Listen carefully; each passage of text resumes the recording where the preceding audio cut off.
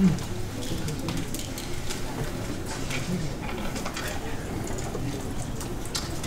afternoon, everybody. I hope you can hear me clearly. This part of the day moves away from and is quite separate from what we've seen so far. So I was asked today to talk briefly on the role of the cocoa futures market and the options markets, and whether or not what we have on offer at the moment is suitable for the needs of the industry. Is it a good fit? I will start, before I run through where I'm going to go, just a couple of quick statistics. If you look at the combined open interest of the futures markets, the ICE futures markets, which are both US and GBP denominated, they come to roughly 500,000 lots as of today.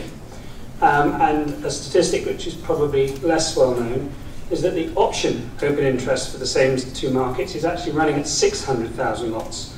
Now, in my long career, I have never seen such an enormous open interest, or the combined open interest. And so it's tempting to say they must be doing something right. Anyway, today I'm going to look at the advantages and disadvantages of having competing contracts and exchanges, and then a quick look, I promise it's not going to get too technical, on the actual differences between ICE Europe and CME. I'm very aware that CME bought me lunch and ICE pays my bills, so it's going to be a very objective look rather than subjective look. Then we'll look at the practical and theoretical, very briefly, practical and theoretical costs of those trades, and a summary of the existing situation. So we have 5 cocoa contracts. 5 cocoa contracts, gosh. Somebody here might remember when there was 1, but I only started when there were 2. 5 cocoa contracts. We have 2 in US dollars, we have 2 in euros, and we have 1 in GDP. And the recent emergence of this competition has come about for a number of reasons.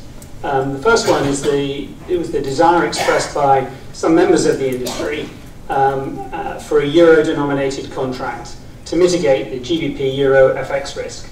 If you were designing a contract today, and if there wasn't a GBP contract, there is no way in the world that you would have invented a GBP contract.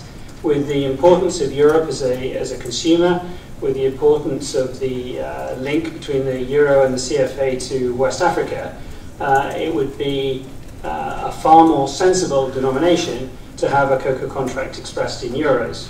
So the concern from the trade and from the industry is quite understandable. In addition to that, there was a degree of dissatisfaction that circulated in the market concerning the way in which the old life contract, and particularly the rules of those contracts, the way in which they were interpreted. It became a little bit of a guessing game as to whether cash convergence, or whether the underlying cash products were representing the futures markets, or the behavior of the futures markets, particularly in the nearest position. And it was becoming very, very difficult for pretty much all trade and industry participants to have a clear guidance as to which way the rules were going to be interpreted for each expiry as it came along. And finally, there's a little bit of disquiet regarding the monopoly that was created when ICE bought the life exchange.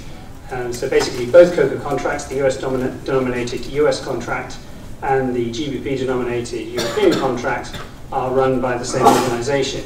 I have to say, in ICE's defence, they've been a very, very successful exchange.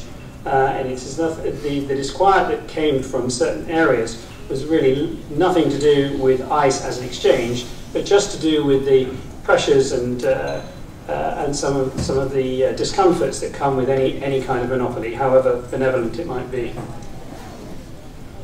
So, the advantages and disadvantages of having competing contracts and exchanges. Well, on a fairly simplistic level, competing contracts provide a variety of choices for users. I've just highlighted the different choices we have. Competing exchanges can safeguard costs. And when I was referring to the monopoly that was created earlier in the year, that is one of the sort of primary concerns. I would, as I come from a brokerage house, one of the underlying driving forces is always to try to make sure that the costs of trading are as efficient as they possibly can be. And very often this is more efficiently policed through competition than any other way that I can think of. Competing exchanges also help to ensure the relevance of the contracts. Again, I mentioned earlier that the way in which the rules of the old life contract were being interpreted and the way in which cash convergence seemed to be diverging from that particular contract, without the significant competition at that time, there was a danger that nothing would be done to correct the problems of a couple of years ago. So having competing exchanges and competing contracts can certainly help to keep the contracts relevant. However, it's not a one-way street. If you have too much competition, you can dilute liquidity.